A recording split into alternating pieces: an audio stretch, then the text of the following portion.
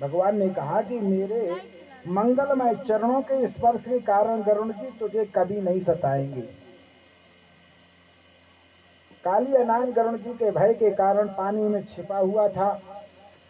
काली नाग का फन तो मर्यादित था,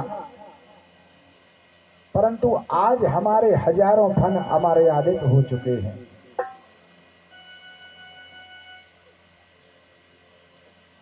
बोले ठीक है प्रभु। कुबेर के पुत्र तो जल में नग्न स्नान कर रहे थे। नारद जी आए तो नारद जी को देख करके दोनों पुत्र मदान्ध होकर के हंसने लगे। तो नारद जी ने श्राप दिया कि तुम वृक्ष हो जाओ। तब वो जाकर के संत के चरणों में गिरे, गिड़गिड़ाने लगे। तो उन्होंने कहा कि ठीक है, द्वापर युग में भगवान श्री कृष्ण तुम्हारा उद्धार करेंगे।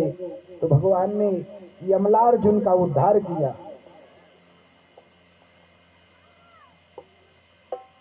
जब जब होई धर्म की हानि,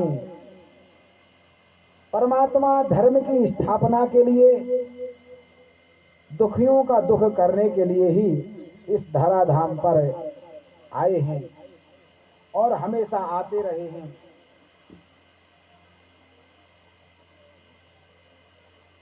अब यहां से भगवान की आयु जो धीरे धीरे बढ़ती हुई 10.5 वर्ष की हुई, तो सुखदेव जी महाराज ने कहा परीक्षित सावधान।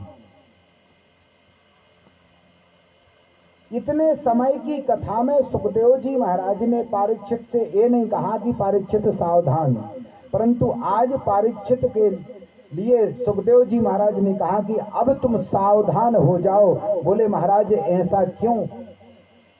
बोले अब हृदय की कथा आ रही है। अगर इस कथा में तुम्हारे मन में विकार उत्पन्न हो गया ना, तो तुम नरकगामी बन जाओगे। क्योंकि ये काम लीला नहीं, काम विजय लीला है। क्योंकि किसी भी 10.5 वर्ष के बालक के लिए काम नहीं सताता। राधा जी की उम्र क्या है? 5.5 वर्ष। 10.5 वर्ष भगवान श्री कृष्ण की उम्र और राधा जी की उम्र 5.5 वर्ष। ना तो 5.5 वर्ष में कोई कन्या के लिए काम सताएगा और ना 10.5 वर्ष में किसी लड़के को काम सताएगा। इसलिए काम विजय लीला है, काम लीला नहीं है। जो रास पंच अध्यायी है वह काम विजय लीला है।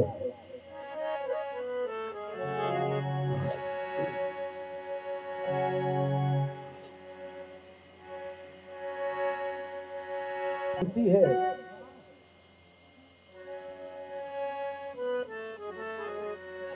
ये श्याम तेरी बंसी।